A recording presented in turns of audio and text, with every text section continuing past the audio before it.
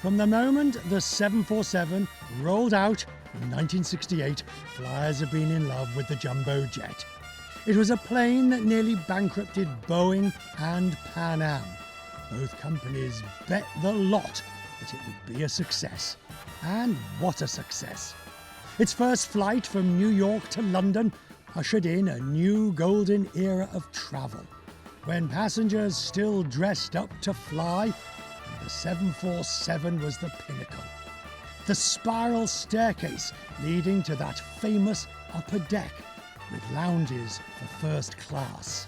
You weren't a global airline if you didn't have the 747 in your fleet. And so it was for more than 4 decades. Boeing tried to breathe new life into the plane with the 747-8 Intercontinental, but only a few airlines bought it, and the plane's days were numbered as more fuel-efficient twin jets, 777s, A350s took over. Boeing announced the end of production, and airlines like Singapore and United, with great ceremony, removed the jumbos from their fleet. Now COVID has seen off the passenger planes for good. BA's parked jumbos will be sent off to be scrapped.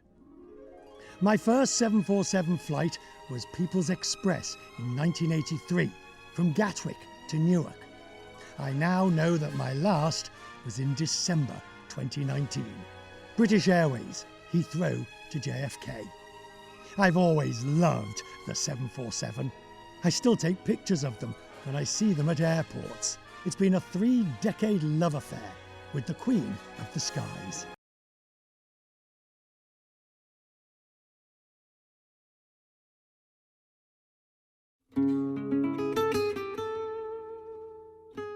So my first flight in nearly 4 months, which is the longest separation from aviation that I've had, I don't know, 35, 40 years. The airport is quiet, but not unduly quiet. There is definitely a heightened sort of expectation, tension, apprehension, whatever you want to call it, of exactly what to expect at each different piece of the puzzle. The airport is pretty sparse.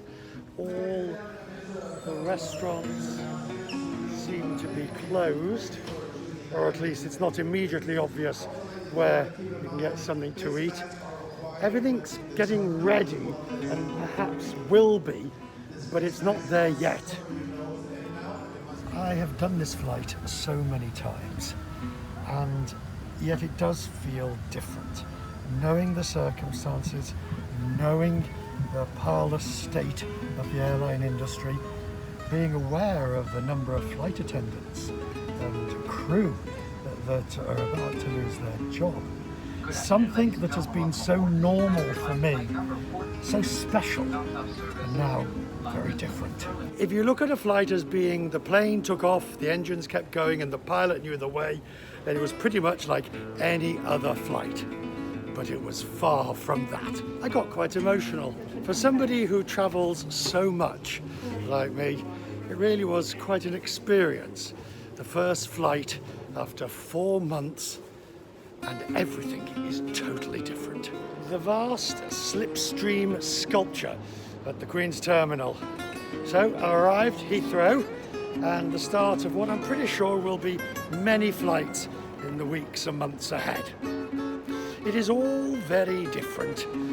You can't exactly say it's a particularly pleasant experience, but we will get used to it and we will start travelling again, and soon we'll wonder, well, this is just the way it is.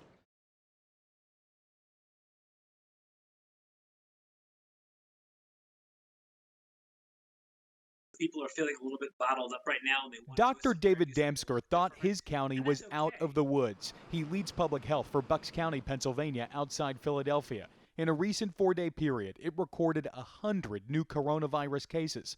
Damsker says many of those were people who traveled to Myrtle Beach in South Carolina, now considered a hotspot. We're seeing about half of our new cases are in people that are infected while they're traveling. It is a story backed up by new findings from the University of Maryland. Aref Darzi and a team of researchers are using smartphone data to see where people are going.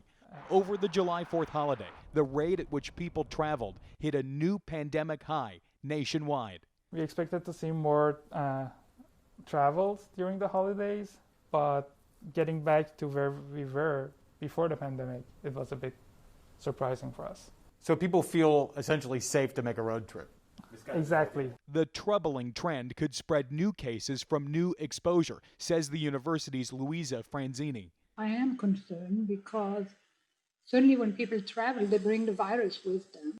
She is urging states to consider more travel advisories. New Jersey just expanded its list, telling travelers from more states to quarantine for 14 days. In some states, there will need to be new rules because the virus is out of control.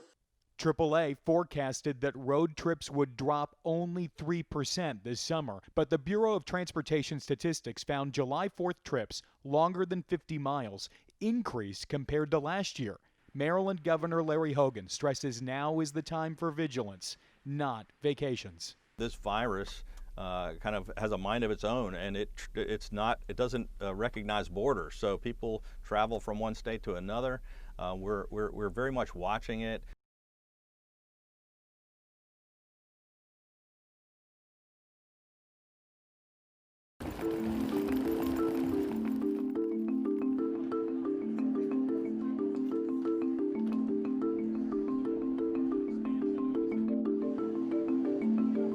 I have four children.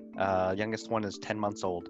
You know, the biggest concern is flying with kids. I don't want them to get sick. And with like a 10-month-old, she's gonna want to crawl, right? And she's at that age where she'll put everything in her mouth, right? And she's always touching things. And then the other concern is, you know, right now it's hard to trust other people, I think.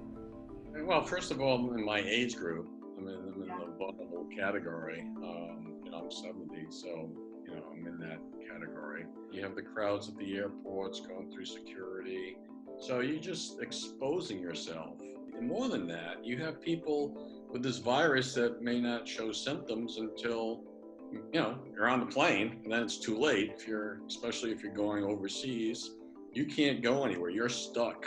Nowadays, we understand the airlines are selling the middle seat, so it's difficult to maintain social distancing, and you might actually be traveling to a high infectious area, an area where the virus is spreading.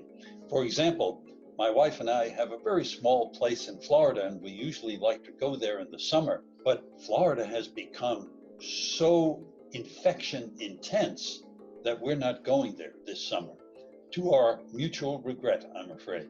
Otherwise, you are required to have a face mask or covering on at all times during this flight. Thank you.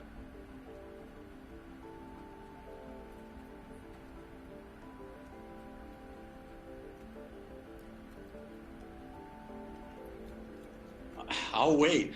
I'll wait as long as I have to. Even when a vaccine comes available, I'm not going to be the first one to run out and get it. I'd like to make sure that it's going to be effective and it works. I mean, if it lasts a year, maybe 2 years, that's just what we have to do. I mean, I obviously want the kids to get out. I want my wife to go do the things that they want to do. I want to go do things that I want to do.